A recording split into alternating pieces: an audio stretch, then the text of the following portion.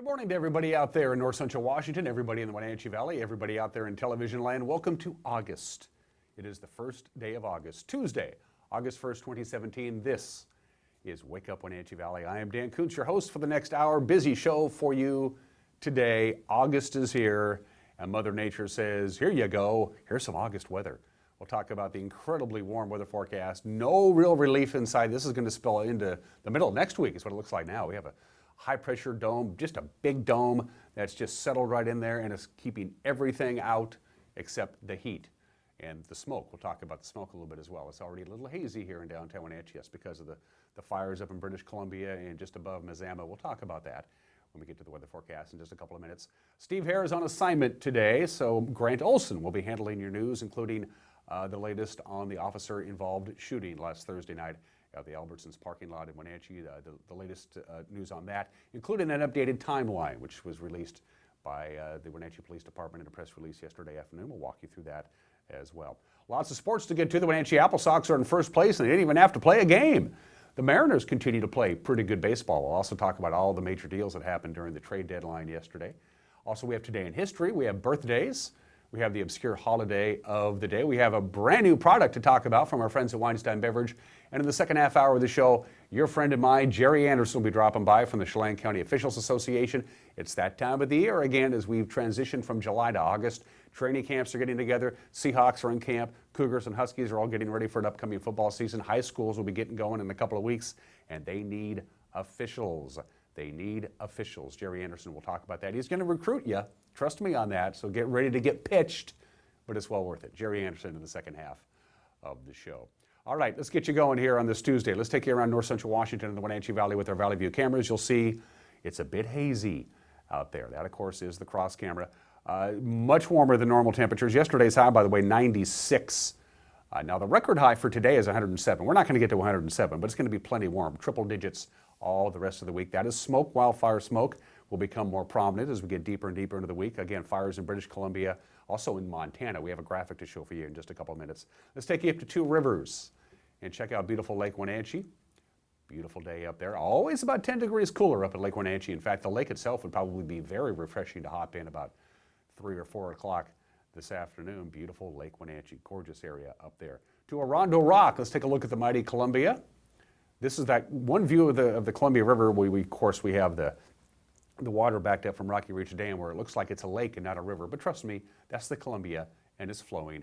That's Orondo Rock. And finally to Cougar Ridge, and we pulled the camera way back to see how far. So you can still see the haze in the Cascade foothills. That is Cougar Ridge. You can still kind of sort of make out the Otobashian Bridge. Again, we are going to be dealing with some not really, really bad smoky conditions, nothing like we had in September of 2012, but certainly it's going to be uncomfortable for some people with breathing difficulties, respiratory ailments. Yeah, it could be an issue.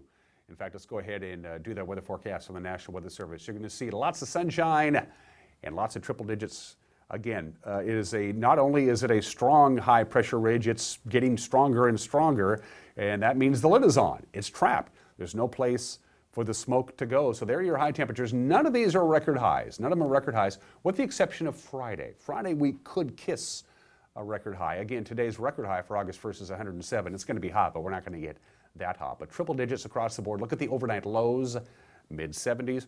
I want you to look at what the winds are going to be doing today.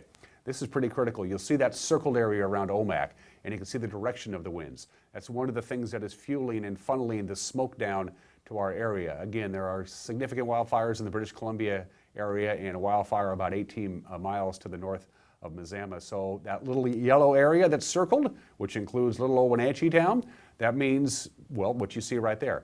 It's going to be a tad smoky, and it's not going to get better. It's going to get worse. Again, there's absolutely, in the valley proper, there's very little of motion or movement in the air. The atmosphere is very still with that big ridge of high pressure, and it's just, there's no place for the smoke to go.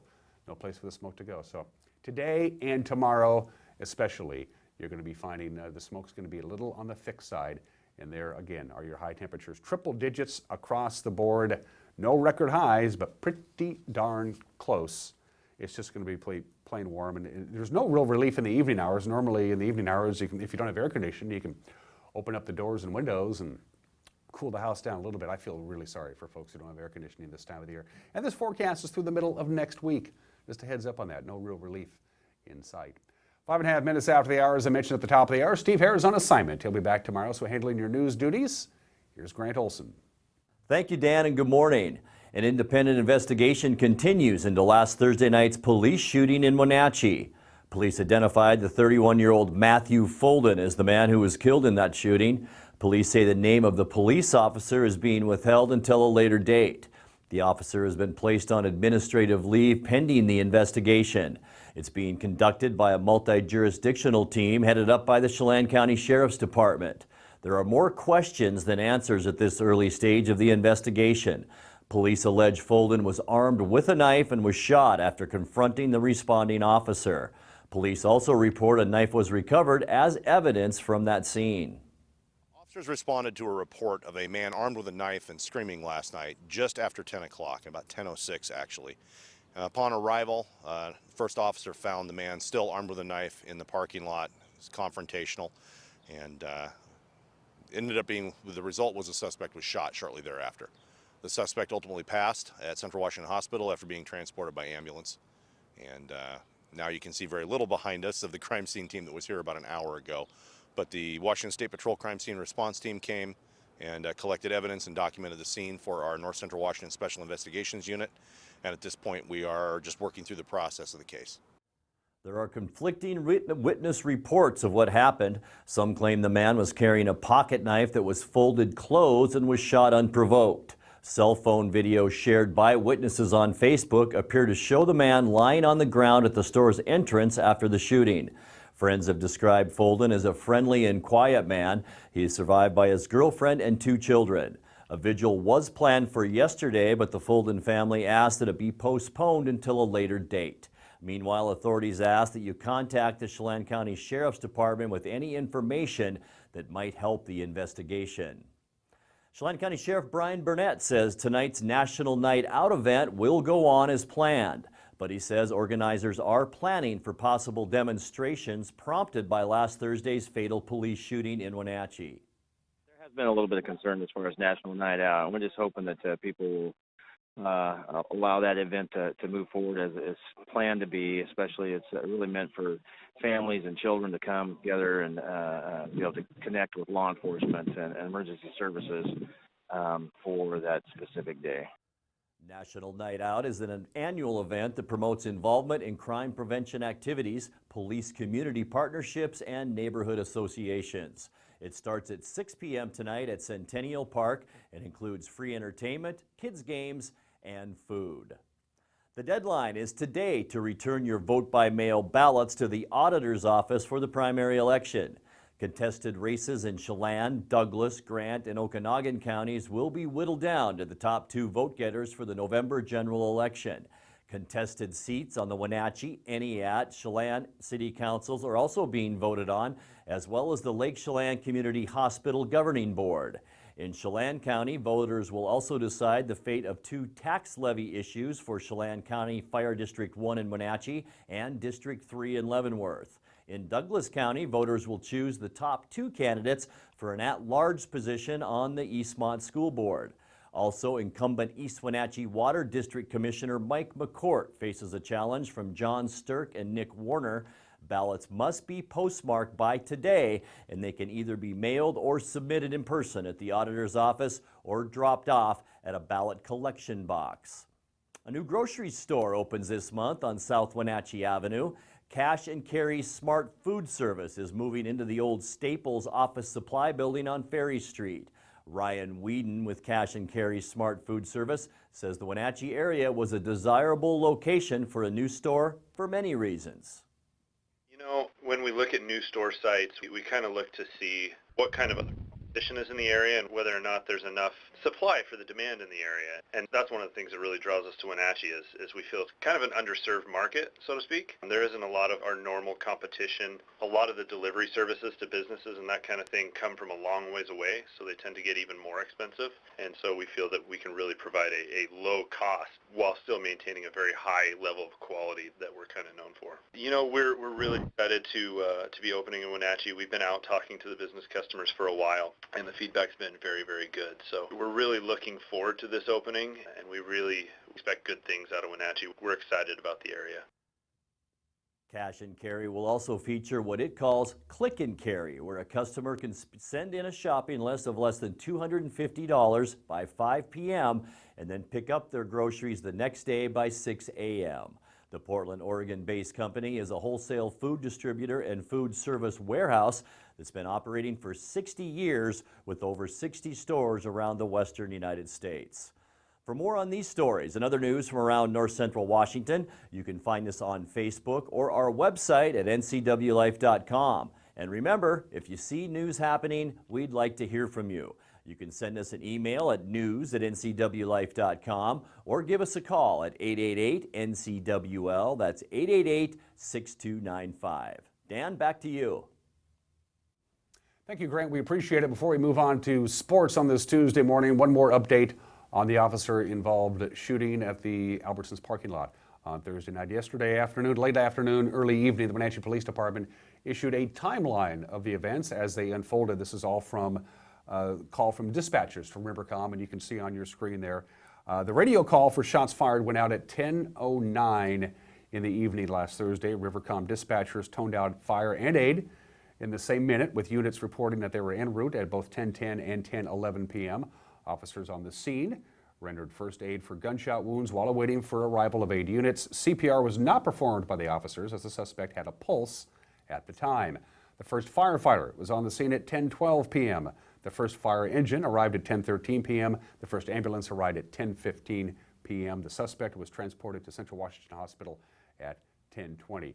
Now, Captain Edgar Reinfeld of the Wenatchee Police Department reports that the officer remains on administrative leave, will not be named until a later date. No other additional information was available in the news release that came out yesterday afternoon, except for the timeline, which you just saw. And if anything else develops from the Special Investigations Unit, we, of course, will have it here on the NCW Life channel. And don't forget news tonight at 5, 6, and 10 with our own Grant Olson. 12 minutes after the hour, let's transition to sports on this warm August morning. The Wenatchee Wild season will be here before you know it, and that means that the need for families to host Wenatchee Wild players in their homes. Chris Clark and Ryan McKelvey were on this very program not long ago talking about the challenge for the organization. They don't have to have billet homes for the Wild, but also for the 18 under team called the Wolves. We have about 45 young men that come here every year between the two teams that need a place to live, and it's they're here for about 7 months, and it's generally a great experience for the housing family, for the players. Obviously, you're supporting these kids as they chase a dream of playing college hockey and maybe even getting to play professionally someday. Coach Clark mentioned that for a lot of players, they become lifelong members of the family. We encourage the kids to become an integral part of the family, whether it's just a husband and wife, or a lot of times we get families with little kids, and those little kids will look up to that player. They'll become like a big brother to those young boys or girls, and we encourage them all the time. That's not just a place for you to rest your head at night. Become a part of the family, involve yourself as much as you can. Obviously, we have a very busy schedule, so it's not realistic to think they can do stuff with the families every night. But we encourage them to have dinners at home and spend as much time getting to know the family as you can, because after all, these are unbelievable people that are willing to open up their homes and let you live there for 7-8 months. And so yeah, it's not just a place to rest your head, a key under the rug to get you in at night. They become part of this family. If you can open your home to a hockey player this year, get a hold of the Wenatchee Wild, give them a call at 888-PUCK. That's 888-7825. You can just email Coach Clark. You just saw him on the screen there at cclark@WenatcheeWildHockey.com. The Wenatchee Apple Sox had the day off Monday, and they still went into first place. Isn't that cool? That's because Victoria lost. Thank you very much, Bellingham. The Bellingham Bills knocked off the Victoria Harbor Cats last night 11-9. That drops Victoria's record to 13-10. Wenatchee's winning percentage is .571. Victoria's is .565. Essentially, they're in a tie for first place, but it's nice to move into first place without having to play a game. For the Apple Sox, Wenatchee prepares to finish up their regular season home schedule tonight, the first of 3 games against Corvallis. Now the Knights, of course, are good. They've been the best team in the league this season. They came in with an overall record of 30-18. Corvallis won the South Division's first half title with a record of 17-10. Right now they're tied with Cowlitz for second at 13-8. The Apple Sox finished with 3 at Bellingham this weekend. They need to finish first in the second half standings to make the playoffs. First pitch tonight at Paul Thomas Senior Field is 7:05. So outside of the playoffs, which they haven't made yet, if you haven't been to a Wenatchee Apple Sox home game, you got 3 days to do it. The Apple Sox were led to a pivotal series sweep at Port Angeles last week by freshman McCabe Cottrell, and the WCL named him Pitcher of the Week for his efforts. Congratulations. League President Brian Sloan made that announcement on Monday. Cottrell is the second Apple Sox player to take home a Player of the Week honor this season. Evan Johnson, week 1, way back in June, was the Player of the Week. He is also the first true freshman to win a Player of the Week honor since the Apple Sox began keeping track of these things 3 years ago. Cottrell was unbelievable in a complete game shutout at Port Angeles back on July 27th. The victory secured a sweep for the Apple Sox, who are now just half a game, of course, out of first place in the WCL's North second half playoff race. Cottrell took a perfect game into the 6th inning at Port Angeles before it was broken up on a 2-out bunt. He ended up only allowing 2 hits, struck out 10 for the team's first complete game shutout since 2011. Congratulations to that young man. He's got a great future in baseball. Also in the West Coast League last night, as we mentioned, the Wenatchee Apple Sox had the night off, but pretty much everybody else was in action. Bellingham knocked off Victoria. Thank you very much, Bellingham. Max Flower, 4 for 5 with a 2-run home run and 4 RBIs as the Bells beat the Harbor Cats. Gresham knocked off Bend. Michael Peabody scoring the winning run at the bottom of the 8th on a passed ball. The Wolves beat the Elks. Kelowna knocked off Walla Walla. J.T. Williams was 3 for 5 with 2 runs. Ryan Smith worked 5 innings of scoreless relief for the win. And Yakima Valley over Port Angeles, 7-5. Brad Beasley's 2-run base hit highlighted the 6-run fifth for the Pippins. And there are your standings. Again, it's pretty much a statistical tie between Wenatchee and Victoria. You look at Kelowna sitting there in 5th place at 8-14. Remember, Kelowna has already punched their ticket to the playoffs because they won the first half division championship. The winner of the second half division championship will move on to the playoffs, and Wenatchee is right there, tied for first. Let's talk Mariner baseball. Seattle's Robinson Cano's 2-run base hit at the top of the 9th gave the Mariners a 6-4 win at Texas Monday. They began a 3-game series with the Rangers. David Phelps worked an inning and 2/3 of scoreless relief to pick up the win. Edwin Diaz worked a perfect 9th for his 20th save. Manager Scott Service said afterwards that the bullpen did a great job of picking up starter Felix Hernandez. Felix did not have his best stuff last night. Story of the game is really the bullpen tonight. Guys are outstanding. We had 8 punch-outs down the stretch. Phelps lights out, and Eddie was very good as well. And, the big inning is Zaczynski getting the comebacker and then the punch-out of Andrews. So, a lot of guys chipping in. The game did not start out in great fashion. I think it says a lot of our guys just keep chipping away. We've been down a bunch, here in games in the second half, and we found a way to get back into it, and then our bullpen has kept them there. So it allows us to complete the comeback. So nice way to start the road trip, a place that we have struggled to come back and win games. So it's a good way, good start. Hopefully continues tomorrow, and we'll go from there. Cano's game-winning base hit came off reliever Alex Claudio. Service says that Cano was positive in his ability to get a hit if he faced him in the 9th. That bet before, Robbie had squared him up. Dewar made the great backhand play, and we were standing on the mound during a pitching change, and Robbie said, "Don't worry, Skip. Bases loaded double. I got it later."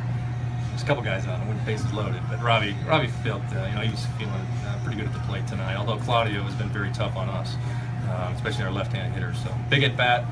We needed it. He came through, and we'll take it. Game 2 of the 3-game series is tonight. First pitch down in Arlington. 5:05. Elsewhere in the American League West last night, here are your finals. Houston keeps rolling right along, no problems. They doubled up on Tampa Bay. Is that a football score or a baseball score? And Oakland knocked off San Francisco in the Battle of the Bay. 8-5. There are your standings. Again, Seattle, nobody's going to catch Houston. Houston's pretty much locked up the American League West. It would take a miracle for that to happen. But Seattle is right there in the wild card race. 1 game above 500, 2.5 games back in the wild card race. Also in Major League News Monday, the big trade deadline was yesterday at 4 o'clock in the afternoon. The Yankees trade for pitcher Sonny Gray. Woohoo! He's coming from Oakland to the Bronx. The Dodgers get Yu Darvish from the Rangers. Houston gets reliever Francisco Liriano, and the Mariners, they did nothing. Apparently they're happy with the roster that they have. And that is sports. Wake Up Wenatchee Valley live from Studio 8 here in downtown Wenatchee on Tuesday, first day of August 2017. Summer is just sliding right by. And at 20 minutes after the hour, it's time for the obscure holiday. Now, first of all, it's the first day of the month. And whenever the first day of the month falls on a weekday, I like to inform you on what the month holidays is. The month of August is the following. Admit Your Happy Month, Family Fun Month, International Clown Month, National Catfish Month, National Eye Exam Month, National Golf Month, we're all for that. It's Peach Month. August is Romance Awareness Month. August is Water Quality Month, and August is National Picnic Month. I have no idea who gets to proclaim all these things. That's just what I found on the internet, so you know it's true. And the first day of August, always August 1st, is National Raspberry Cream Pie Day. It's about as good as it gets. Of course, raspberries are one of the greatest fruits you can get in the summertime. They're sweet, they're tasty, a tad tartish, which is why it goes so well with the cream. We have a big berry tree in our neighborhood, and the birds just love it. You get up in the morning, the birds are all over this thing, just scarfing down raspberries.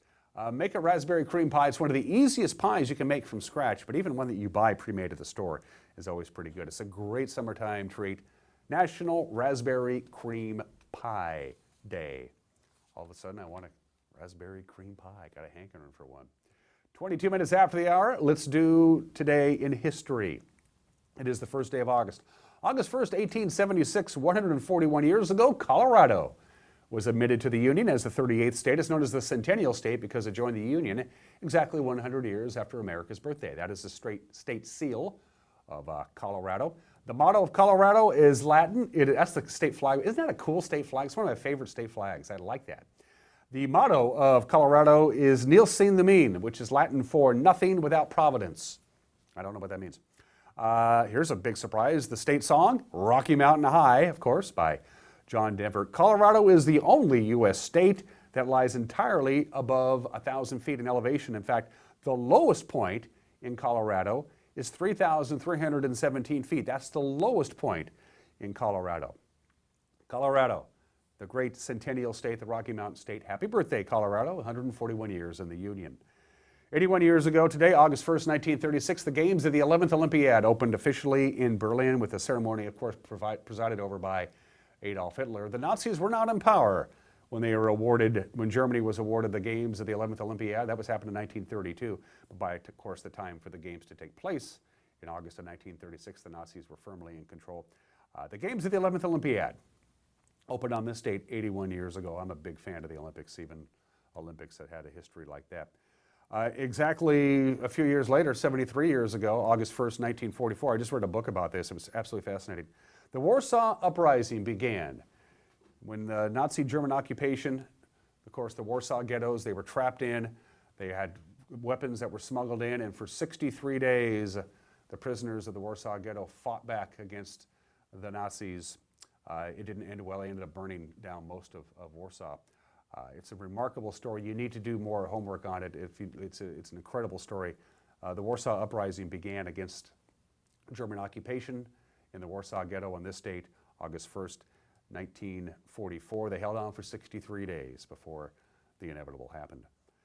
Speaking of sad moments, it's not all good around here. 51 years ago today, on August 1st, 1966, Charles Whitman killed 16 people at the University of Texas at Austin before being killed by police. He killed his wife and his mother, went to the University of Texas, smuggled his way up to the tower, and began shooting in just a horrific scene. 16 people killed by Charles Whitman on this date in 1966 before the police finally made it up to his crow's nest and killed Charles Whitman. And on much better news, on this date in 1981, 36 years ago, MTV began broadcasting at 12:01 p.m. Eastern Time. The very first video on MTV, Video Killed the Radio Star by the Buggles. When MTV first came out, I was in high school. It was huge. Everybody loved MTV. It was insane. It was on all the time. Of course, back then, MTV played videos. They don't do that anymore.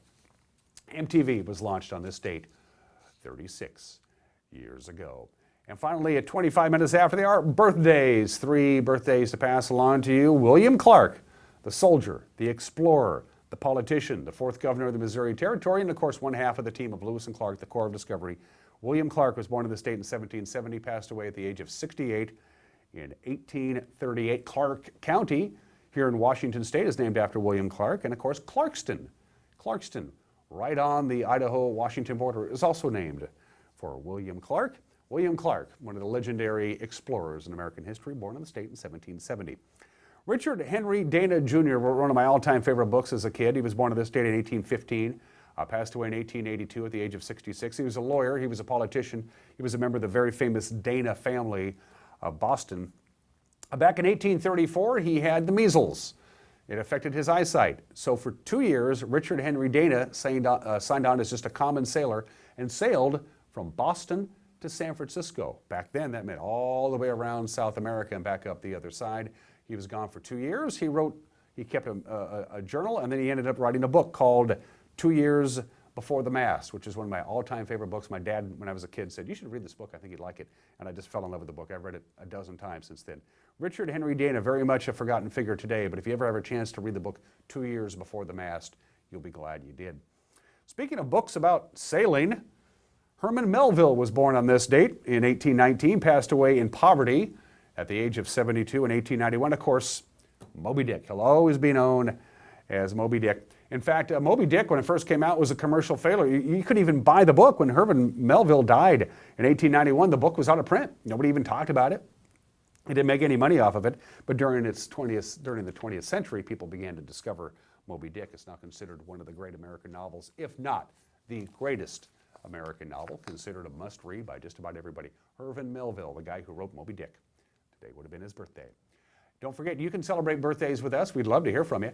Go to our website, ncwlife.com, ncwlife.com. You'll see the icon for Wake Up in Anchi Valley. It features me doing this. Fill out the form for the birthday club. Don't forget to submit the photo. We'll get your birthday on the air for you, all right? All right, before we take a break and find out what's on Mike Magnotti's mind, and don't forget Jerry Anderson from the Chelan County Officials Association will be joining me in the second half of the show. We have a brand new product to talk about for the month of August from our friends at Weinstein Beverage, and it is this right here. It is Starbucks Cold Brew, and it's not just coffee that they brewed and put in a bottle. It doesn't work that way. This is special coffee, special beans that are designed to be brewed cold. It's designed to be drinking cold. It was never hot anywhere during the process. It's pretty cool. It's very smooth. There's 4 different flavors to choose from. This is just straight black, unsweetened. It is Starbucks Cold Brew Coffee, a premium coffee drink. 11 ounces will get you there, and it's distributed exclusively from our friends at Weinstein Beverage. Taste it out. It's good stuff, really good stuff, especially on these warm summer days. And also our friends at Highgate Senior Living. Highgate Senior Living, each and every day to the fullest. They have everything you need. They have a really good blog. It's called the Aging Wisely blog. It's on their website. You should check it out. It has brain health, family matters, physical well-being, holistic health, diet. They make everything from scratch there in their kitchens and in their cafeterias at Highgate Senior Living. Everything from scratch. If you have special dietary needs, they'll take care of you. They'll take care of you, period. Highgate Senior Living, each day to the fullest. It's not a slogan. They actually believe it. It's not a cosmetic job. It's the real deal at Highgate Senior Living. All right, 28 minutes after the hour on this Tuesday, the first day of August, 2017. We're going to take a break. When we come back, everyone is entitled to Mike Magnotti's opinion, and then Jerry Anderson wants you to be an official. We'll talk about that when we come back. You're watching Wake Up in Anchi Valley on the NCW Life channel.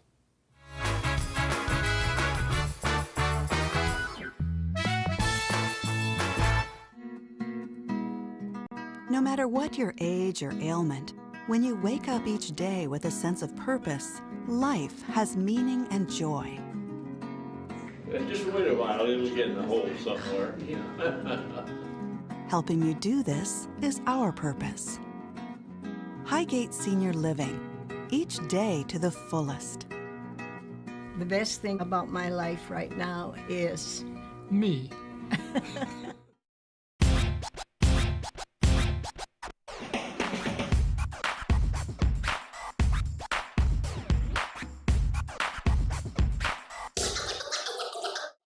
The Arbiter of Stoke is a series that highlights a variety of outdoor adventure sports that are available in the Pacific Northwest. I dedicate my time to enjoying this natural playground. The decision is yours. How will you keep your stoke?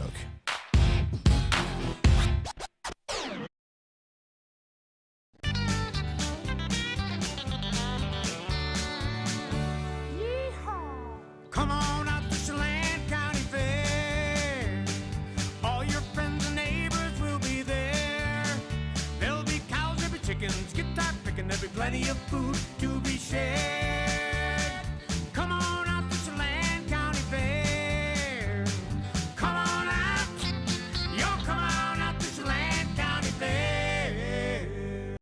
At D.A. Davidson in Wenatchee, we provide financial services for independent-minded clients working to secure their future. Whether it's helping to construct your personal financial, retirement, or estate plan, we start with a disciplined approach and straightforward advice. Our look-you-in-the-eye attentiveness that our clients demand and get is rooted in values that are as human as a handshake. D.A. Davidson's straightforward approach is the way we've done it for 80 years.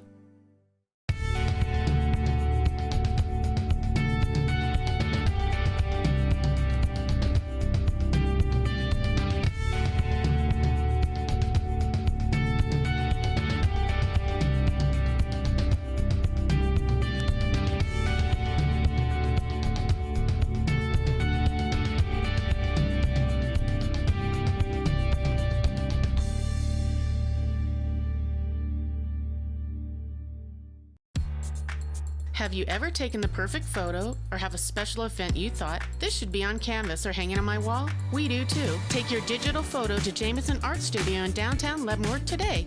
Artist Bob Jameson will use his artistic touch to customize your digital photo and print it on canvas while you wait. Jameson Art Studio does it all, from original oil paintings of your family, pets, and landscapes. Ask about our group art classes. Jameson Art Studio on Front Street in downtown Leavenworth.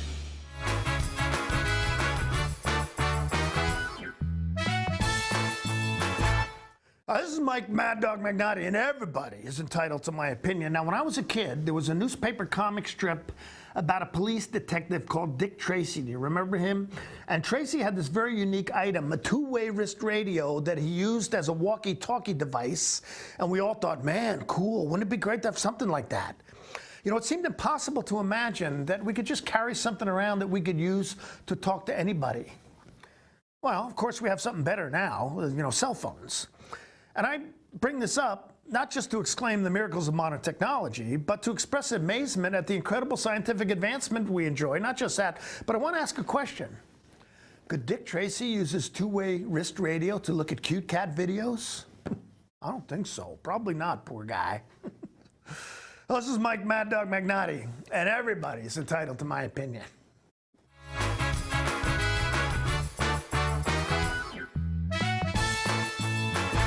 You can buy fruit almost anywhere. From first off the tree to first in your hands, Lone Pine offers seasonal fruit from their farm and around the region every day. Make Lone Pine your latte stop with coffee from Blue Star Coffee Roasters and a fresh piece of fruit pie. Take a break with a friend and order a cold microbeer or a glass of Northwest wine. Bring the whole family and enjoy a Lone Pine lunch or a fresh shake in their park-like setting. Lone Pine Fruit and Espresso on Highway 97. Hi, I'm Matt from Patriot Plumbing, Heating and Cooling, your local Lennox dealer. Most people wouldn't think of going more than 5,000 miles between oil changes on their car, but go years without having professional maintenance on their mechanical systems in their homes. If you are concerned about the deferred maintenance on your home, call and ask about a whole home maintenance plan that covers both your plumbing and HVAC systems for less than the cost of a pack of gum a day. Heating and cooling will give your home a hug.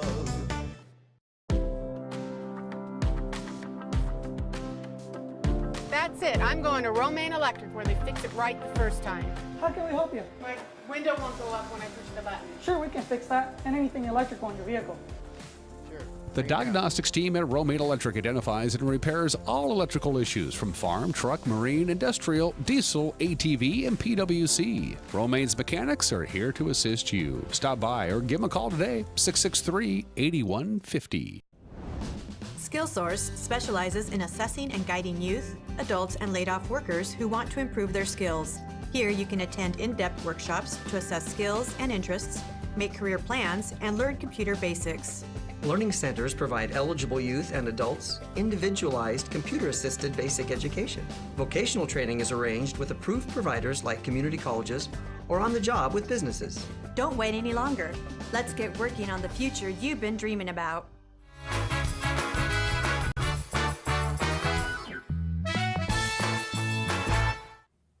35 minutes after the hour on this first day of August 2017. I am Dan Kuntz. This is Wake Up Wenatchee Valley. It's not like I don't enjoy visiting with Jerry Anderson. I love Jerry Anderson. I love talking to Jerry Anderson. But this is a tradition, Jerry. I just assume see go away. Yeah, me too. Because this time of the year, Jerry Anderson from the Chelan County Officials Association shows up and does my show and says, "We need officials." And this year is no different. We have a problem. The kids want to play football. The kids want to play soccer. The kids want to play whatever it is. And there's no officials. We need help. Yeah, that's exactly the problem. Is there any coincidence that it's International Clown Month and you're having me on August the 1st? I was just you caught that, trying to figure that one out. You caught that, didn't you? Yeah, we're as usual short of officials, and let me just give you an idea what how bad the problem is. The first weekend of the season, we have 4 of our local teams are at home, including Wenatchee and Eastmont. That means we've got to have 18 officials on the field on Friday night. We only have 17 varsity officials. And then we've got 4 or 5 weekends, I forget which, where we have 5 varsity home games on Friday night. Well, on those nights, depending on the night, we got to have 21 or 22 officials on the field. So it's a numbers problem, and we can't handle it. We're getting schools to move a few games. We'll try and borrow officials from other associations, but everybody has the same problem. There's just not enough officials. It's getting worse. It's not getting better. You were here on this show just about a year ago saying we need officials, and it's not just football. It's all the sports. All the sports need help. Need to get people out there, and it's getting to critical mass nationwide, basically. Yeah, it's a significant problem. And how do you account for that? Why is there a shortage of officials? Well, gosh, I think there's a number of different things to look at. One is the obvious. We don't have the problem, particularly in our area. Most of our coaches have come to grips with the fact that at lower level games, we're going to have younger officials. We're not going to have NFL quality officials working at 7th and 8th grade game. Those guys that are working that are going to be with a senior official such as myself, and we're out there trying to teach them the mechanics of the game and how to call it and how not to call it, and to give them the best game we can, but they are going to be young officials that are going to make mistakes. So the coaches have kind of adjusted to that. The problem is the parents, to a great extent. They're expecting that game to be called perfectly, and it's not going to. And one of the phenomenons we've seen, or I've seen in all my years of officiating, especially in the last, say, 10 years, are the parent who thinks their kid is going to be a stud basketball player or a baseball player or a football player, and then that's all they concentrate on. They don't play any other sports. They go to camps, they play year-round, and the parent is looking at that kid to be their ticket to glory. And so you got an 8th grader out there and you throw a flag on him, well, you've just ruined his chance for a D1 scholarship, you know. So yeah, it gets a little bit crazy out there. The higher you go in sports is interesting, the less problem you have with parents. So by the time a kid's playing in high school, for the most part, you don't have the parents yelling at you. So I'm sensing from you, Jerry, that for younger guys who might be thinking of it, what they're saying is it's just too much of a pain in the butt because parents can be pains in the butt. Why put up with the aggravation, right? Yeah, the statistics show us that the first 2 years, it's something like only 3 in 10 new officials last after the second year. And what we've seen is if we can keep them for 3 years, we've got them for basically a long time after that. They'll stay 5, 10. In my case, this will be my 37th year doing it out there. We've got other guys that are got as many years as I do, or getting close on to it. But yeah, those early years, they're putting up with coaches, they're putting up with parents, and now we're seeing. I guess you blame it on the parents, it's the way kids are raised, but now the kids are talking back to officials out on the field, and some people just aren't willing to put up with that. And it's perfectly understandable. It's perfectly understandable. Here's a scenario, it's a perfect scenario, I'll bring this up. Last year, Eastmont had to schedule their home game against Davis on a Saturday afternoon because there weren't enough officials to go around. There were too many games on Friday night. Everybody wants to play Friday night at home. Right. Well, it doesn't work that way. Eastmont had to move a game that would have been a Friday night at Wildcat Stadium to a Saturday afternoon when they took on the Davis Pirates because there was a shortage of officials. That's not fair to the kids. It's not fair to the administration. It's not fair to anybody to have to do that, is it? Well, I mean, they played the game, but yeah, you ask anybody, they want to play Friday night. It's what we're used to in Central Washington. To a degree, we're spoiled. We've always been able to play on Friday nights. It's not possible anymore. You go to Spokane, you go to Seattle, you go to Tacoma, Vancouver, any of these schools. I'm most familiar with Spokane and Seattle. In Spokane, they play almost all the Metro games at Joe Albee Stadium. They play doubleheader Thursday night, they play doubleheader Friday night, and they play games on Saturday. And it's just whatever the draw is, and that's the night you play. We got to educate the school administrators in Central Washington. We're going to have to start doing that too, unless we get a big influx of officials. The upside of that, and a couple of the schools, again, have realized it, is that if you play on, say, Saturday or Thursday, you're going to get a better crew. Sure. Because we got the guys available. You bring that up. It's very funny how you bring that up. Same deal down in the Mid-Columbia Conference. They're short of officials, and they have one stadium, Lamson Stadium, that shares with 3 schools, Kamiak and Kennewick and Southridge, and they have to do pretty much the same thing. Right. To that end, do the athletic directors, when they sit down and schedule, we'll use the Big Nine as an example because that's the one I know the most of, they do all the scheduling for all the sports in a 2-year cycle, essentially. Do they take any account of the availability of officials? Or in a word, no. They don't. Why not? Why is there a community? Why shouldn't they be talking to the Officials Association? Well, we... when it comes to scheduling? We would like them to, but they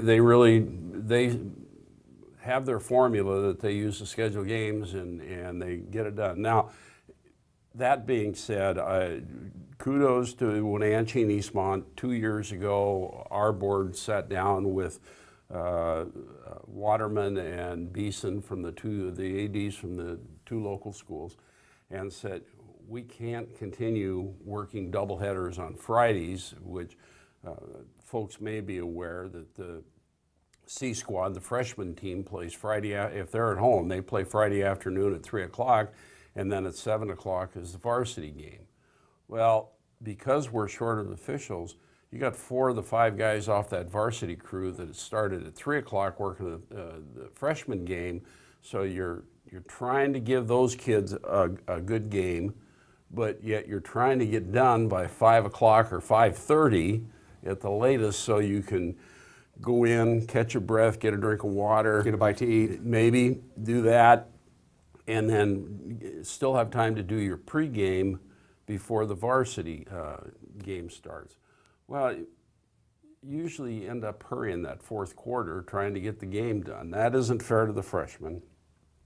Then we get out in the field and we're doing the varsity game, and I got to tell you, I thought it was me because I'm getting old, you know, been doing so many games, but I talked to the younger guys in the association that do that with me, and by halftime, we're tired. Physically, we're tired, and mentally, we're tired, because it takes a fair amount of concentration when you're doing a football game. You got your job to do out there, and you got to concentrate at, plus be part of the team that's calling the whole game. So nobody's getting a good job, or as good a job as they could if you're only working 1 game in an afternoon. And you're dealing with weather extremes early in the year. In September, it's hot. You know, you start out and kick off those freshman games at 3 o'clock in the afternoon. It's warm, and then you do games in November where you're wearing long underwear. Well, yeah, and especially when it's warm, you know, we remind the guys, you know, keep an eye on the players. We'll take officials' time out and bring the water out in the field for the kids if it's really hot. Well, we got to remind the officials, you got to get a drink of water when that's happening too, because we can dehydrate.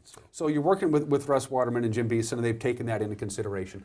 You're from the Chelan County Officials Association. Right. Is there a Douglas County Officials Association? No, our CCFOA covers both Chelan and Douglas County, and we do all the schools in that 2 county areas. So we're covering Cascade and Cashmere, Wenatchee and Eastmont, Waterville, Mansfield if they field a team, and then Entiat, Chelan, and Manson. And you're still, that's a lot of schools. 9 schools that we cover. And not enough guys to go around. It's as simple as that. It's just it's a numbers game. At what point, and I know you're very close to it now, that line of demarcation, at what point will you just have to say, we don't have the guys, I'm sorry, you can't play. We don't have anybody there. I'll use a perfect example, if you don't mind. The first week of the season, September 1st is when Wenatchee and Eastmont play at home, as you mentioned at the beginning of the interview. That's also Labor Day weekend. You might have a couple of guys say, I'm going camping, or this is a tradition, or something like that. I mean, at what point do you have to sit down with the school districts and the officials and say, we're out of guys? Yeah, I don't know. Yeah, we are there. Some things have happened.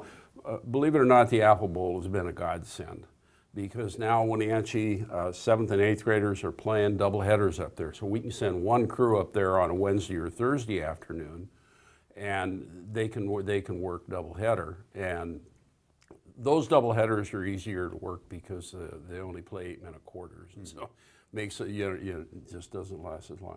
But we're there. I mean, technically we're there. I'm not sure what we're going to do those weekends. We have 5 home games to cover because, again, in the past we've been able to borrow guys from, say, Okanagan County. We'll bring them down and they'll do a Chelan or Manson or Waterville game. That's the closest to them. But we know they're in trouble this year because two of their best officials moved to Wenatchee. So we got them working for us now, and that leaves them 2 varsity officials short up in Okanagan County. Grant County, they've got the same problem. I mean, they're just short, and they cover a whole heck of a lot more schools than we do and travel further distances. So periodically we bring guys from Snohomish County over Stevens Pass to work Cascade or Cashmere games simply because we don't have the bodies. We're going to take a quick break here in just a couple minutes. In fact, why don't we take a quick break now? When we come back, I want to talk about how one gets started to become an official. Okay. And some of the benefits. It's a pretty cool gig, isn't it? Yeah, once you get into it, we have a great time. Yeah. We'll talk about that with Jerry Anderson from the Chelan County Officials Association. You're watching Wake Up Wenatchee Valley. We'll be right back right after this.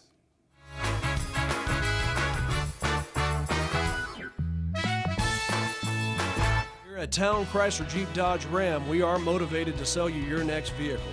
Whether it's new or used, we have a great selection of all-wheel drives, pickups, sedans, minivans, and muscle cars.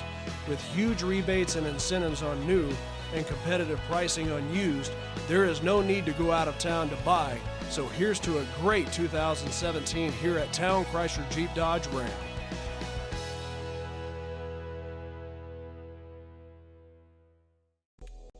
Wenatchee Valley College is now offering 4-year degrees. The need for engineering technologists is rapidly growing, and the new Bachelor of Applied Science in Engineering Technology is designed to meet the needs of local employers. Students with an associate degree can complete the program in only 2 or 3 years. Don't wait! The program is accepting just 20 students for fall quarter. Apply now at wvc.edu/engineeringtech. We've been in the cleaning industry for over 10 years, and we notice a need in the housing market for reliable, professional, and specialized cleaning and finishing company. They come in with spunk and personality, a lot of energy, and they take pride in their business. We offer a wide array of cleaning solutions, no matter how big or small the job. Anything from new construction to move-in, move-outs, we do it all. Give us a call today to see how we can help you with your cleanup.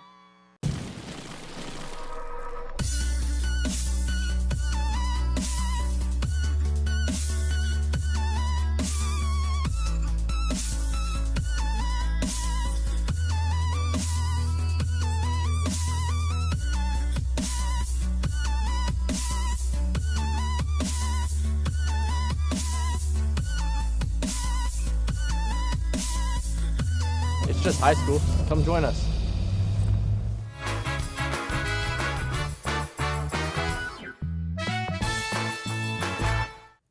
And we are back 49 minutes after the hour. I am Dan Kuntz alongside Jerry Anderson from the Chelan County Officials Association.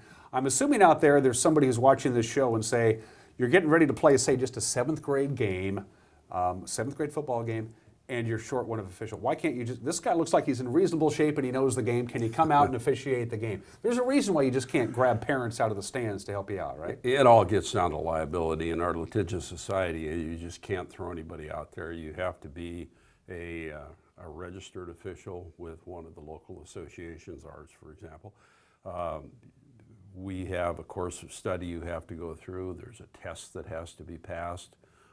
There's a concussion video that you have to look at and follow, or be able to answer some questions on, and some things like that. So no, we just can't put anybody out in the field. Back in the day, yeah, they'd grab a school teacher or a parent or somebody, but you just can't do that anymore. Perfectly understandable. Yeah. Your favorite saying, and it's on your letterhead on your email, without officials, it's just recess. That's right. Which I just love that. We're talking specifically about the fall sports.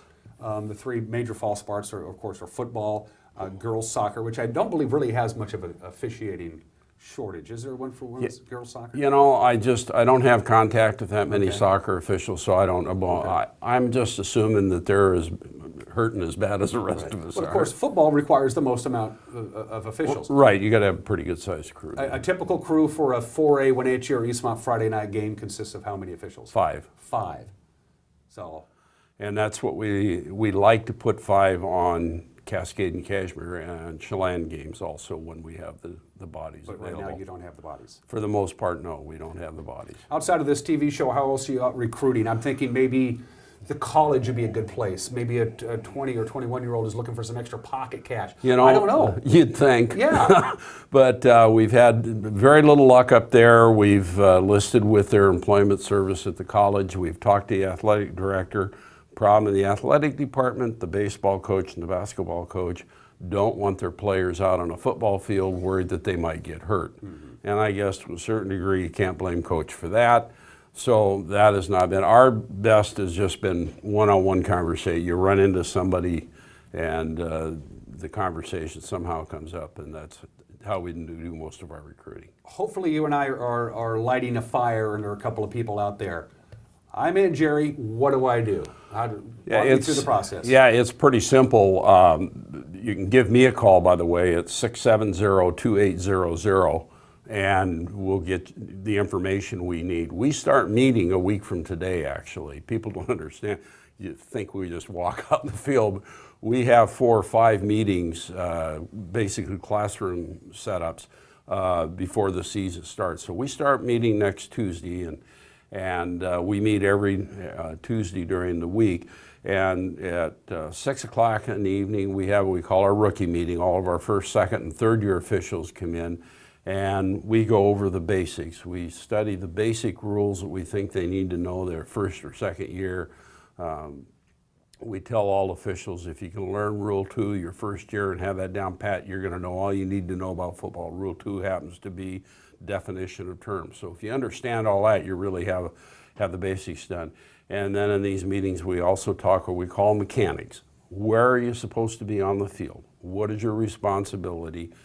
You know, the hardest thing to teach a rookie official is not to watch the football because they have an area they're supposed to watch, and if the ball isn't in their area, they don't watch the ball.